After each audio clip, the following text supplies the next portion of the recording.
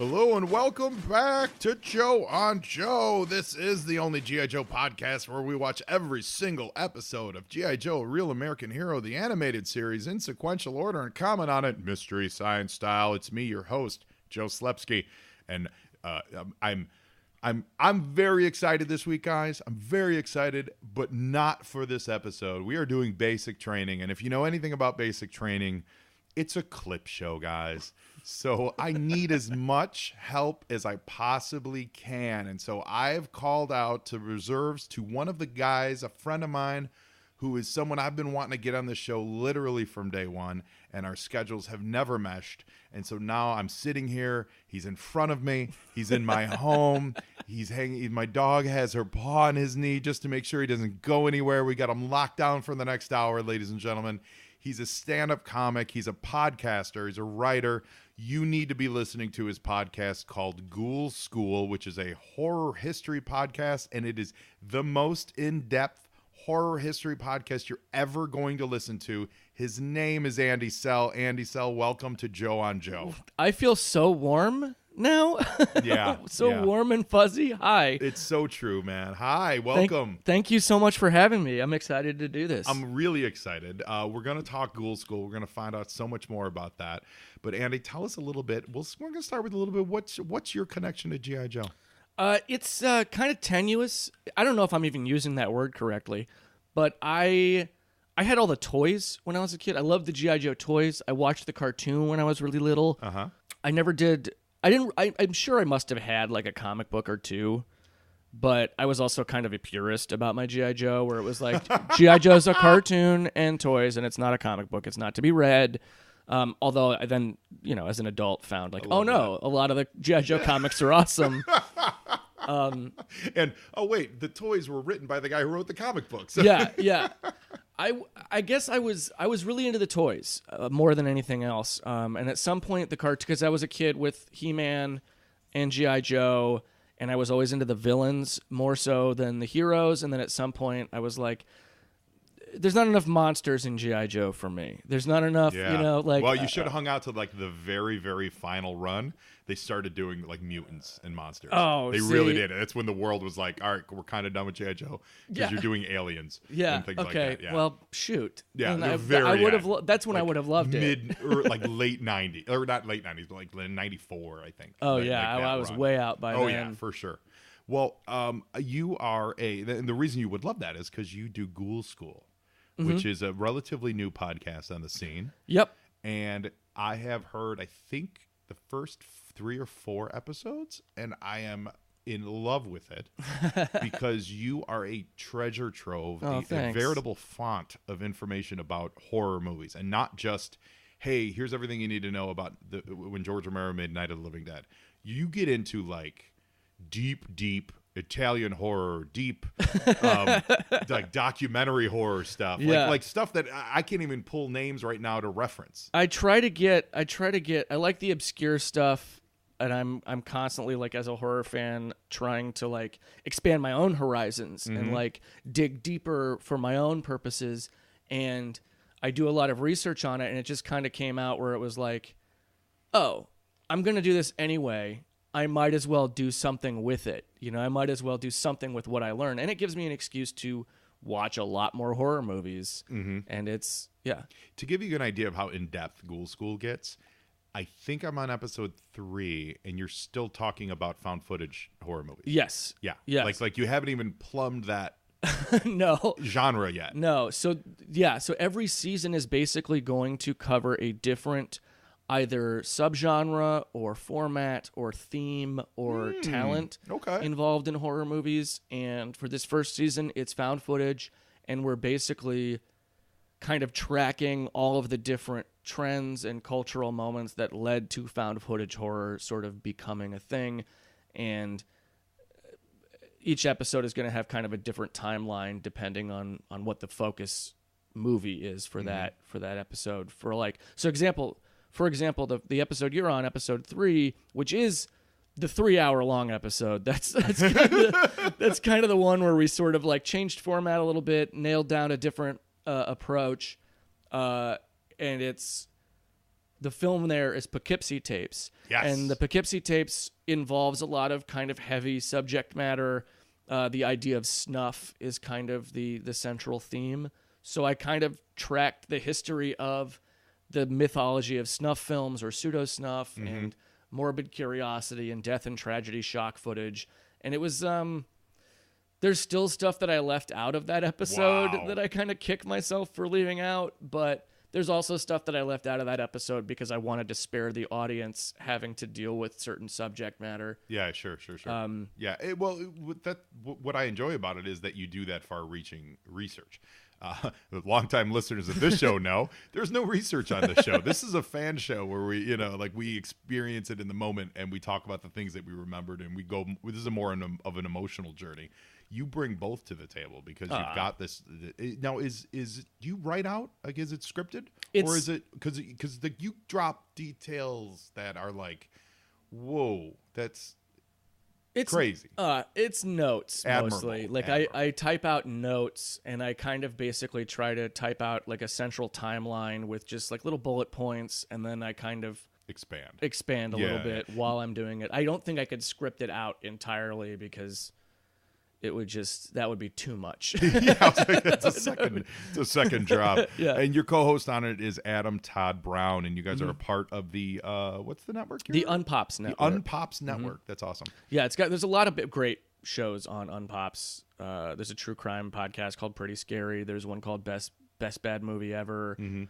There's Heart Shaped Pod, which is I'm a guest host on that, which is a Nirvana podcast. Fun. We also did a limited run Limp Bizkit podcast called $3 Pod Y'all, which is maybe the most fun / worst time I've ever had doing a podcast. Amazing. Yeah. Amazing. But it's a great network. So you were talking about Ghoul School and seasons. What are the seasonal plans here for it? Like how many episodes per season, etc.? So I think we're looking at 6 episodes per season. I'm still trying to figure out if this first season's going to have 6 or 7 because we did an episode that's kind of a bonus episode.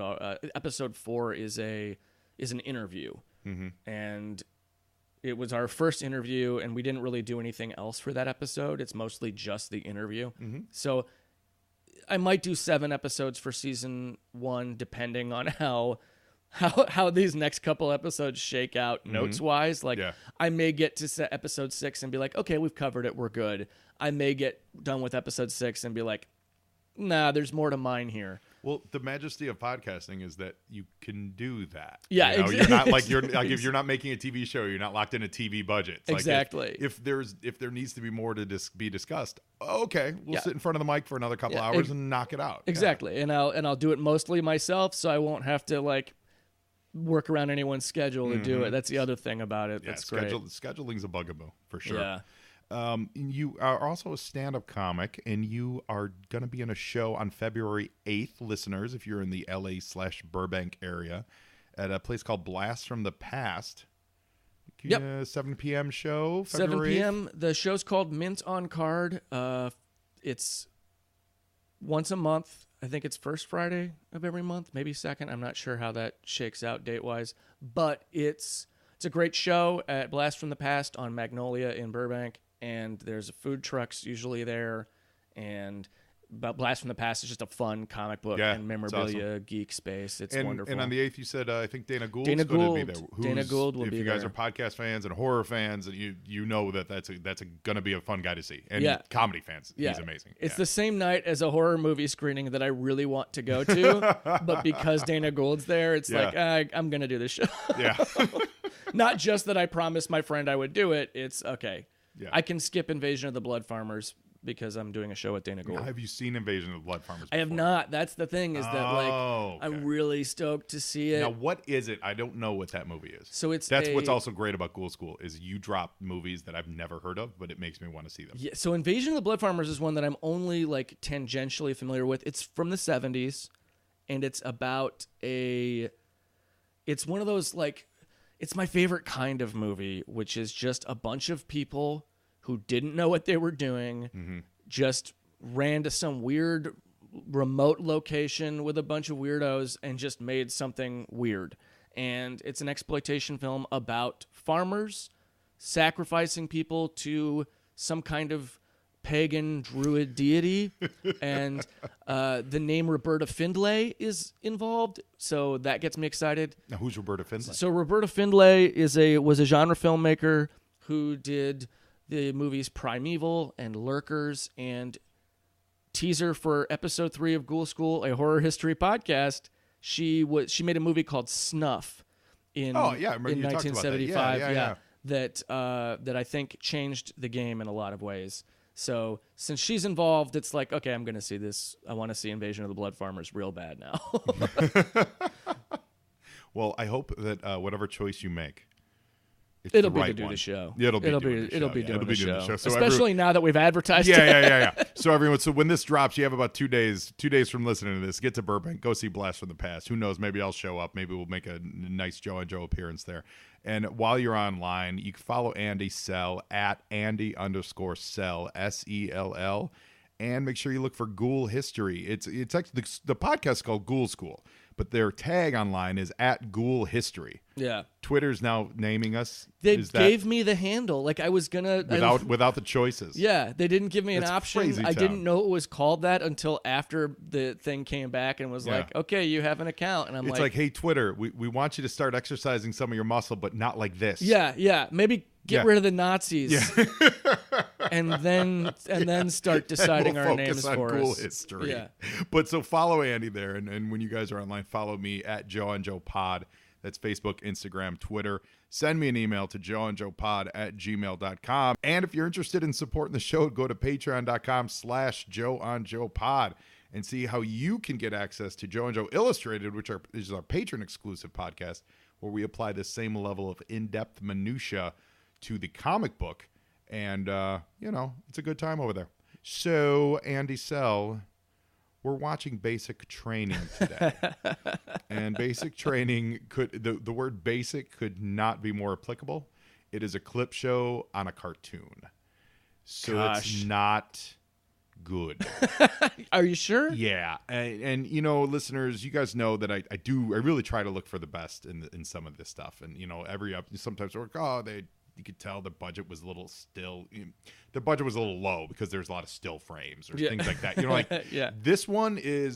This is I can't see it being any worse. This than this. Just all the corners are It cut. is, yeah, it's all the corners. There is some animation that does seem like it's fresh to me, like so maybe it was they were working on an episode and for some reason it got scrapped and so they turned it into a clip show, because there's a few things in there that I'm like, I don't really recall seeing from previous shows, but most of it is 95% of it. Maybe the original script for the episode was like too controversial, potentially too critical of Reagan. Maybe, yeah.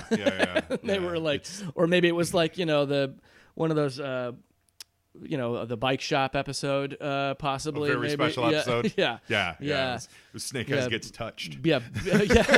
Beachhead kills someone in a drunk driving accident, and Beachhead, actually what it is Beachhead finally removes his mask and reveals just this horrible scarring underneath, but it's all self-inflicted. Yeah. So then the episode is just about like cutting and self-loathing and how not to beat on yourself. Yeah. How not to shame yourself. Mm-hmm. And there's boundaries, which I and think self-esteem. would have been a really great.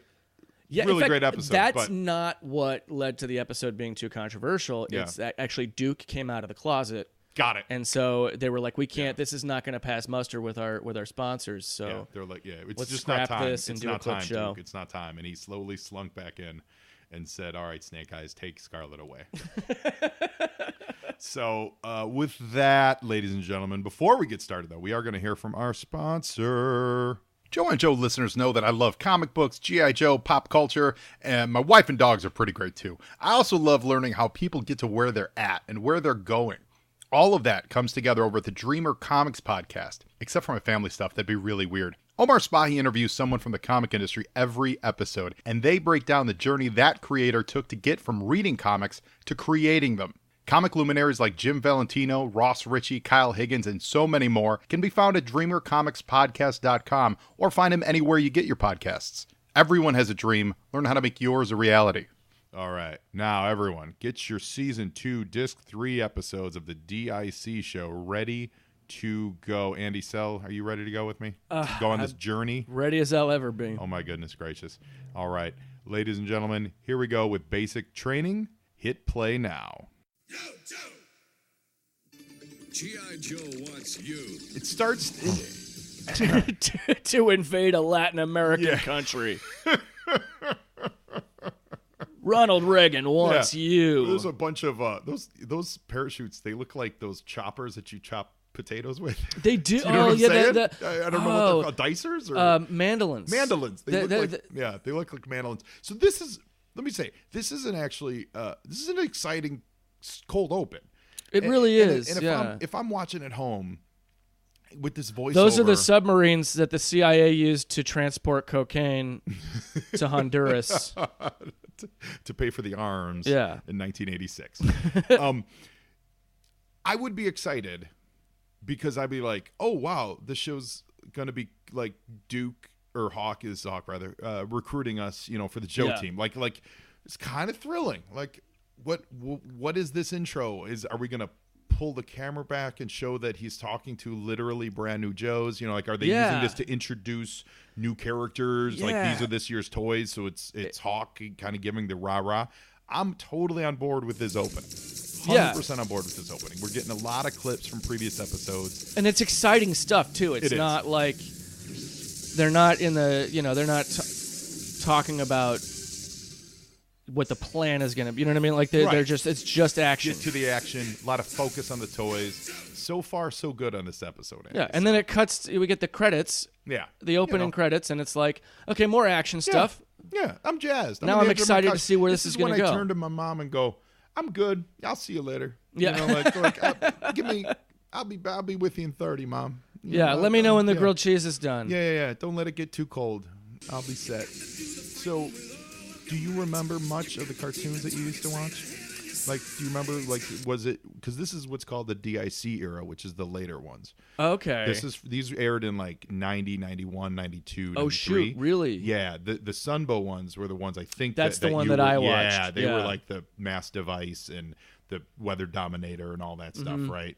Where it was more the traditional G.I. Joe, like Snake Eyes, Storm Shadow. Shipwreck, Scarlet, dude, those Shipwreck, guys, right? Yeah. So this is like the next generation for you. And look at this PowerPoint level overlay. What is happening? This is just a still frame. Yes, I thought when this aired, I thought my DVD was broken. I was like, did my computer just freeze up? No. They've overlaid what looks like a Toy Story version of Hawk. Oh my God! Yeah, on someone's desktop over existing animation. Yeah, it didn't look good. It looked terrible. Yeah, it looked absolutely terrible. I had this toy. Oh, you did? Yeah, the Jeep with the. I had that. Oh, that's cool. So maybe you were into it a little longer than you recall.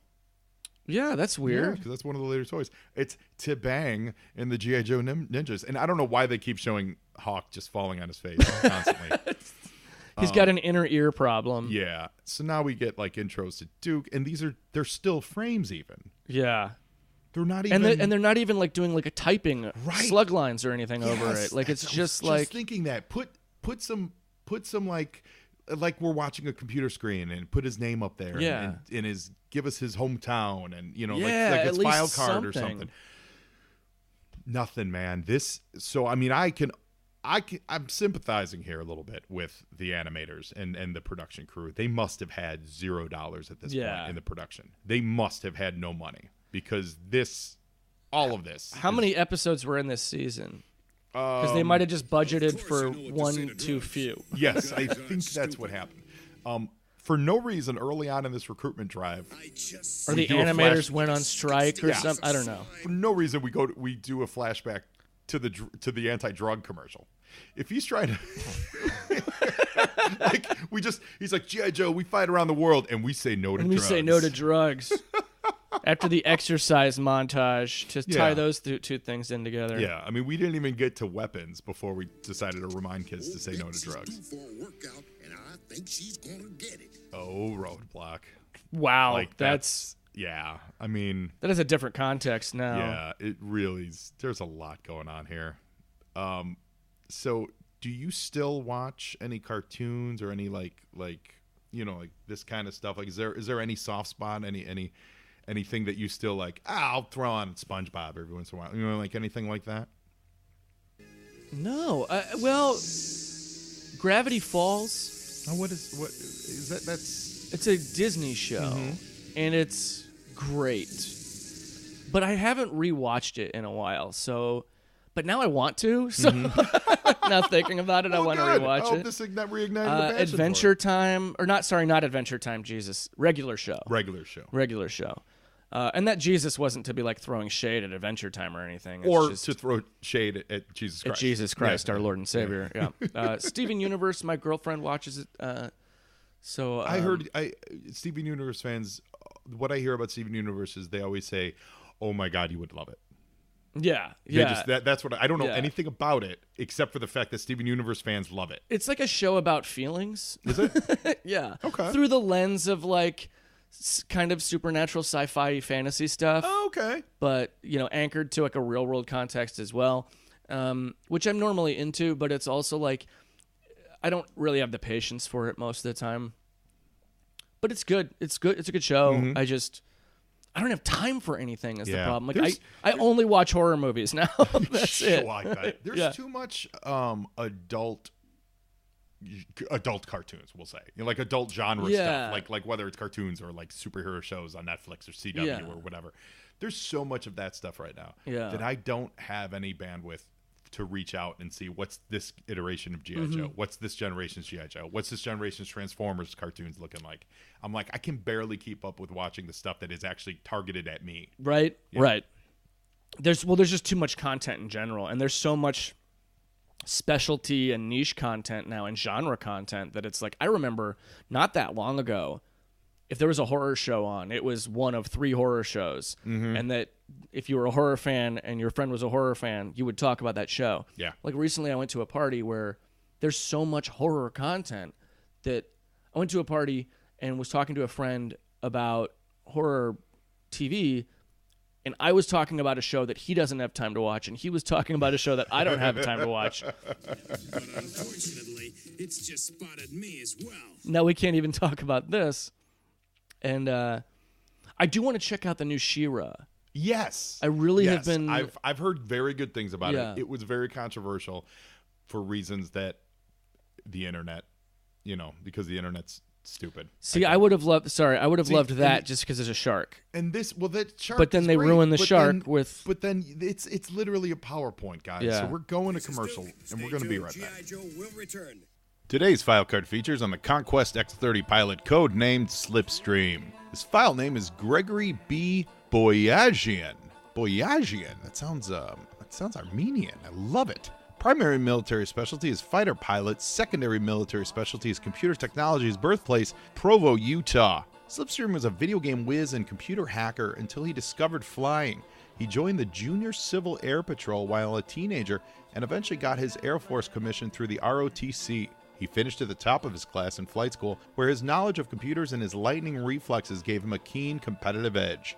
He speaks Armenian, there you go, Greek, and French, plays a mean game of table tennis, and is known in the pit as an unrepentant joker and mimic. Quote, an aircraft with a computer-assisted control surfaces can do things that are impossible for a conventional plane. Flat turns without banking, flight axis shift, and horizontal rolls. The controls are incredibly sensitive, the slightest tremor being translated into dramatic movement. It takes a light touch to fly a ship like that, and Slipstream has the touch, the eye, the brain, and the guts to make that aircraft do exactly what he wants. You can't talk about Slipstream without talking about the Conquest X30. So we'll get to that. But Slipstream, I love Slipstream. I loved his outfit. Whether it was like the chaps that he had on, the helmet was like old school. It felt like old school, like helicopter helmet. Goggles were great. The color scheme I thought was awesome. This like muted brown, gray, tan thing going on. The fact that he had a sweet, sweet mustache, that was awesome. I love that this secondary specialty was computer technology. Now, let's talk about the Conquest X30. Fantastic toy. Usually toys that are like one piece like this, where it's just one molded piece of plastic and then a couple little, doodads stuck onto it, don't usually get my goat. Like, I like the Sky Striker that has movable wings and those things. The Conquest X30 is just absolutely perfect. It fit right into your hand. It fit like a glove. And then the way they had the wings swept forward, and then there were the two, I guess ailerons in the back, that like the ones that went downwards. Everything about it made it look like it was just the fastest thing in the air, the most maneuverable thing in the air, and it could do anything. Plus, you add the decal that had the shark's tooth, like shark's jaw on the front of it, and I'm in. I'm a big fan of Slipstream. Gregory B. Boyajian, we salute you.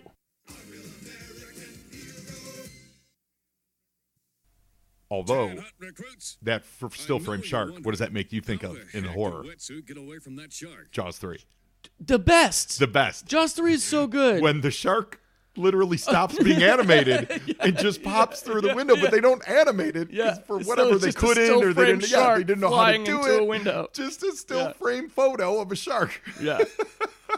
Yeah, I mean, it's terrible, but I love it.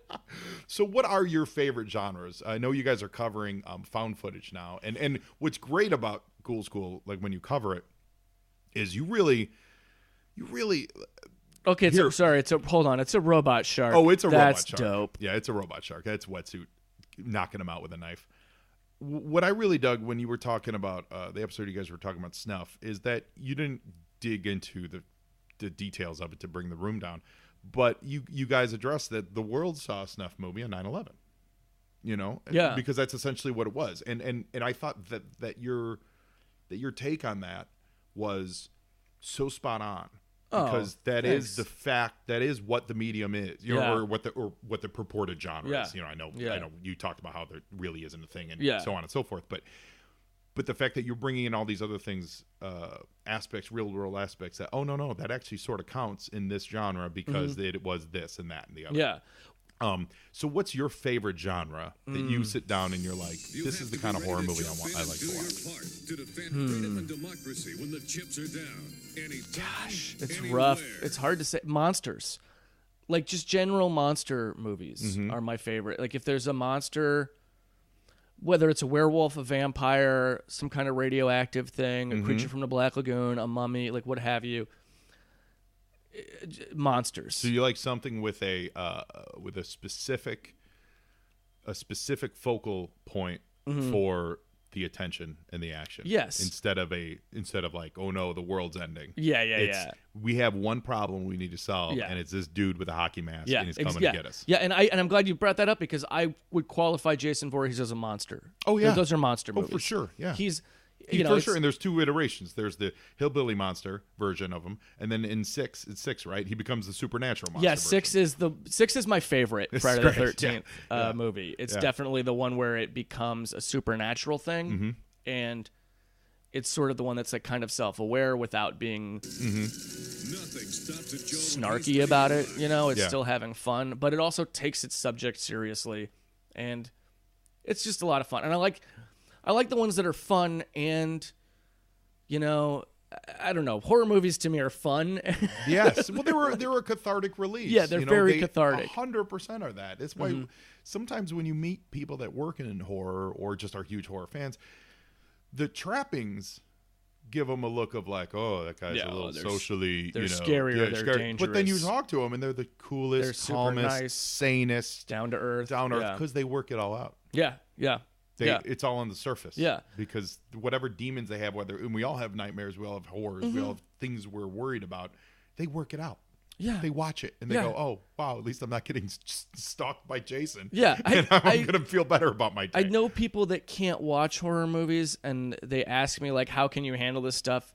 You have anxiety issues, And it's like, yeah, but horror movies give them, like, something to play with, so they're not writing me about the real world. Like, my anxiety is not making me panic about the actual world because I've given it a toy to play with, and that toy is Frankenstein or Jason or you're literally giving your anxiety to the lead character in the movie you're watching because you're anxious for them. It's like an empathy tool. Yeah. Oh, absolutely. You're feeling your emotions by getting it out, and when you don't, You know, I'm not saying it's for everybody, but when you don't do that, you need to find an outlet for it. It's a way, you know. Yeah. And horror very different from gore. Yeah. And gore has its place. Absolutely. There's a lot of stuff that people would call gore or splatter films that I absolutely love. That's part of it to me. Mm-hmm. You know, I love a good Tom Savini gag. I love a good body horror movie. Yeah. I love all that stuff. But yeah. And that's what that's another thing that I love pointing out to people is for me when I watch the Savini stuff and like the body horror stuff, it's to see how they did it.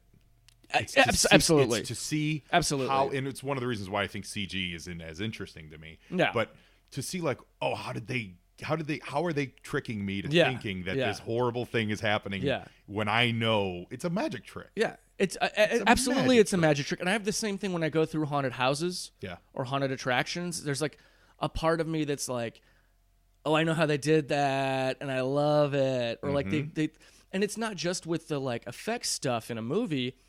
Sometimes it's the editing will trick you into thinking. Like Tom Savini has this thing where if you have a gag that involves a weapon, like let's say for example a machete is going into somebody's head.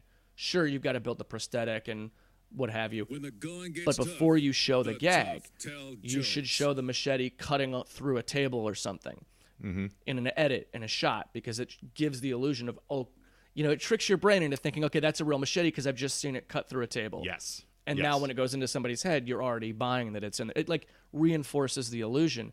And it's stuff like that there's a showmanship, there's an art to it, you know, that I love about that. And yeah, it had to be on a podcast, and the details are escaping me right now, but someone was talking about that. It probably was on Gilbert Gottfried's podcast, and they were talking about the special effects of it, and that they had worked really hard and put together this effect that showed, you know what? It was the documentary for Fright Night. Yes. The pencil through the hand. Do you know what I'm talking about? Yes, I know exactly. And that's a great documentary. It's a wonderful documentary. Yeah. And the guy's name escapes me, but it was the special effects guy, and he said they worked so hard to make this wonderful. I think it was Nicotero, but I could be wrong. One shot effect of a pencil going through the vampire's hand where you could see it, and it looked as real as humanly possible. And he said they got the first edit back, and they cut away. They show the pencil going in, they cut to someone's reaction, and then they show the pencil in the hand, and they're like, you don't even get it. Yeah, that's setting up the illusion. That's what we're doing here. It does bum me out. There's a lot of stuff from the 80s where like, because the MPAA was so rampant by a certain point in the 80s, especially 86, and they were just like cutting stuff out from everything. Yeah. And there's so much, and studios didn't care about the horror stuff they were putting out at the time, so they didn't hold on to the footage or whatever. So there's like entire sequences missing from so many movies that are like Friday the 13th Part 7 would, I think, probably be a much more palatable movie if a lot of the gore Manhattan? stuff had been. No, it's the one where he fights a psychic. Oh, right. A psychic girl. It's basically Jason versus Carrie. And I would say, so we're going to check in on the show real quick, but Major Altitude just fell in some groceries. It's a produce gag. Everybody loves a good produce gag. Literally, guys, the show is it was going to commercial now, but there's not much to talk about here. Hey, listeners, if you're anything like me, all apologies to your family. I'm just kidding. It's likely that they made you this way. No, I'm talking about that I'm always looking for more G.I. Joe content, and I think I've found it. Stop what you're doing. Okay, don't stop listening to this podcast. Can't you multitask? And go to Facebook/Special Mission Force. Brian Wilkins is curating all kinds of wonderful, nostalgic G.I. Joe content, including new pics from his fantastic Instagram page @Special Mission Force. On his Instagram, he's taking photos of Joes out in the wild, in the real world, doing stuff. For me, the two things that stand out the most are his variety of characters that he takes pictures of, and like the depth of field in these pictures. It's just a wonderful job of directing focus for you. I think you really will enjoy his work. So like him on Facebook, follow him on Instagram and Twitter, and get ready for his website, specialmissionforce.com. He's a name to watch in the G.I. Joe game, so get on board now. Now back to the show.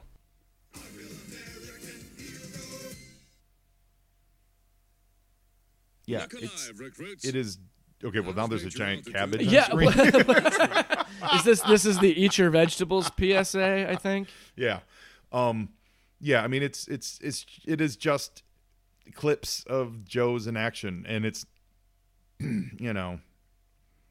I don't know. Wait, is that a drone? Did he just launch a drone strike? It's like it's a drone from one of the toys. Nice flying, Hawk. Yeah, this it's just a series. You know what this plays like? It's like this episode's a series of non sequiturs. It is. I mean, there's no context for any of Yeah. this, and the context that they tried to create for it is like, what? Let's bring it all around. I'm gonna 360 this right All here. right. Bring it back to horror. This is Faces of Death. Oh yeah, yeah. This yeah. episode is just like Faces of It Death. absolutely is. Yeah. It is. Just a series of here, guys. We're gonna watch crazy episodes. And yeah, Hawk is our Dr. Francis B. Gross, who's trying to provide some nonsense context for all this that we don't buy. Mm-hmm. Yeah, no, not at all. I heard you talk about Faces of Death on your podcast. You were so right. That was seminal movie store video rental. Yeah, yeah. Like It's- we convinced our 8th grade gym teacher to let us watch that what during gym class. What? Yes. Oh my god. Yes. We had a dance, and she was like, hey, guys, this Friday we have a dance, so we don't have gym, so we'll be in the library. You guys can watch a movie. What do you want to watch? Whatever you want. And we all went Faces of Death.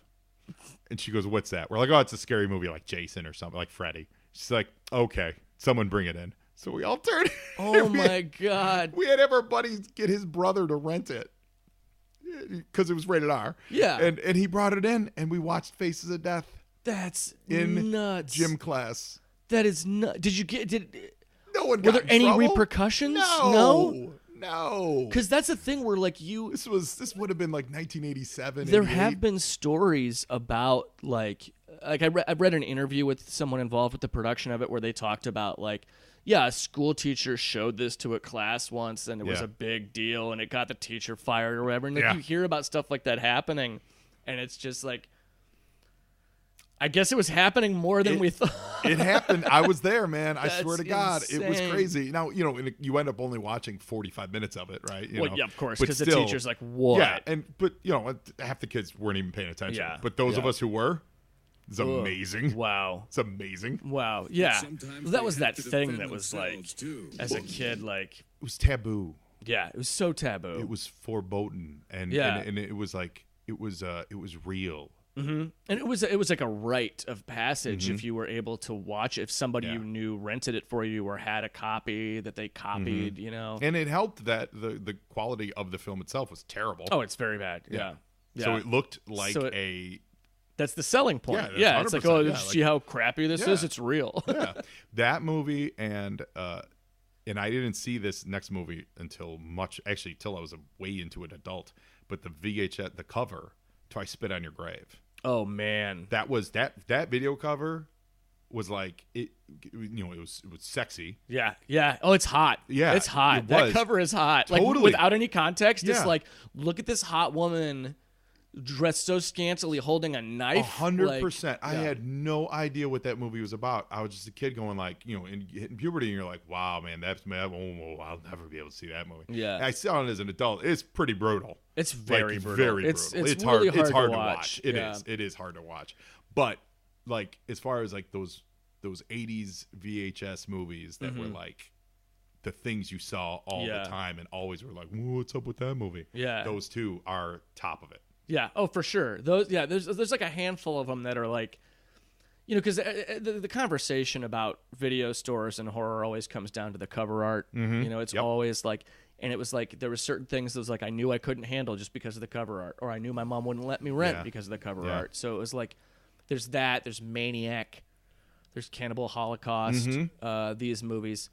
The tagline for I Spit on Your Grave too was something crazy. It was like, she just dismembered, castrated, mutilated, and murdered 3 men, and there's no jury in America that would convict her. And it's like, whoa. Like they're already telling us what she does. Yeah. So what else is in this crazy Yeah, thing? yeah, So yeah. it's like that showmanship and the selling of it. That movie, yeah, it's rough. It's hard to watch. It really is. But he's a Joe, and Well, Joes Hawk is always still, play fair. You learn that You're halfway He's still there. talking over. These people are having a conversation. He's talking over it. Well, what's funny is this video is from an episode where that was actually a robot duplicate of Hawk. So the clip is actually not even Hawk. So this shouldn't have gotten past the Joe HR department. Yeah, there's a lot going on here, and we've talked throughout the whole. I mean, now we get a still frame freeze of Hawk. Yeah, like, that's the episode, guys. Like that literally was the episode, and it's really rare on Joe and Joe that we don't actually talk about the episode. Yeah, because there is nothing to talk about on this episode. But having said that, Andy, if you could be a member of the Joe or Cobra team, yeah. Now we don't have a lot of context here based on what we watched, but you know G.I. Joe a little bit. Yeah. If you could be a member of G.I. Joe or Cobra, what would you do? What would your name be? I feel like it would be Cobra. Yeah, that makes sense. And I feel like it would be I think this is pertinent here because part of me is like I would want to be like the Cobra trauma counselor to let everyone know it's you did your best. Yeah, we lose, I know. Look, Cobra lose all the time. Cobra Commander yelled at you. You got to understand he's dealing with his own thing. That's him. That's not about you. Mm-hmm. I would like to be that person that's sort of as a guidance counselor or whatever. Mm-hmm. But I also don't have the training for that. What I do have the training for, I think, would be if I could be in charge of the Cobra media archives. So if G.I. Joe makes this recruitment video, right? If someone were in charge of assembling the footage to be used for a Cobra recruitment video, and they had to go through the tape vault, I would be the guy at the tape vault being so the Cobra archivist. Yeah, the Cobra. So you've taken all the footage that Cobra shot of their battles over the years, and you've archived it. Yes. And you've made sure that everything's marked and written up so that it can be found easily. Yeah, and I know what I'm doing. So something like footage of a robot Cobra Commander duplicate life model decoy would not pass me. I would be like, no, we can't use this footage because that was when Cobra Commander was replaced by whatever, or when he was on acid or something. That's not the footage we're going to use. Yeah. Because I know. I like it. And would you be part of a cadre of dudes, or are you just are you a solo guy? Are you a Viper, or are you like a Zartan? Something like that. That's a good question. Dude, or are you part of a crew? I feel like I'm part of a crew. Okay. But I definitely am, we work together, but I'm not inviting any of my crew to my birthday. Got it. So you could easily be, you're the head of the crew. Yeah. I feel like I would be the head of the crew, but when I clock out at night, I'm not taking my work home with me. Okay. So you are formerly the Televipers. Remember the Televipers? They had the words that run across their screen. Yes. So it's got to be a subunit of that, right? So you all started as Televipers, and then you were moved over to this division. So you're a former Televiper. Oh, I love it already. And Archive Viper, archive. Yeah. Oh, yeah. Archive Viper. I got you. You know what I mean? Yeah. You think so? Yeah. Or do you think Docu-Serpentarian? He's a Docu-Serpentarian. Yeah. He's the Archive Viper. Yeah. And he's a Docu-Serpentarian. Archive Viper. I like it. Do you like that? I love it. Yeah, I like that. You're the Archive Viper. Archive Viper. Viper. Yeah, it rolls off. Yeah, the Archive Viper. Archive Viper. And you're the Docu-Serpentarian. Yeah. Well, listen, Andy Sell, Archive Viper, welcome to Joe on Joe. I'm excited to be here. I've got some big ideas for Cobra's future and how we can reach... everybody's concerned about getting the millennials to join Cobra. Look, forget the millennials. They're going to join Cobra. They're in their 30s and 40s now. We got to go for Gen Z. That's who we need to reach out to. When those millennials Cobra. get behind on their mortgages, they'll come knocking. Yeah. But until then, let them be. When their kids join Cobra, they'll join Cobra just to find out what the kids' slang is. Exactly. Yeah. Exactly. Yeah, I love it. Well, Andy Sell, what a delight, ladies and gentlemen. I hope you loved it as much as I did. Andy, your thoughts on G.I. Joe, your thoughts on this. There's not much. I feel like I got to start over from the beginning. Okay. To season wise to figure out what was happening there. So we'll get you back next week for episode 1. and everyone absolutely start listening to the Ghoul School podcast. It is wonderful. Absolutely great. Bonafide guaranteed. Andy Sell, you're a delight. Thank you for being on on Joe and delight. Joe. This was a treat. I'm really happy we finally got to figure this out and I could be here. 100%, man. And now you Joe, and Joeing is half the battle.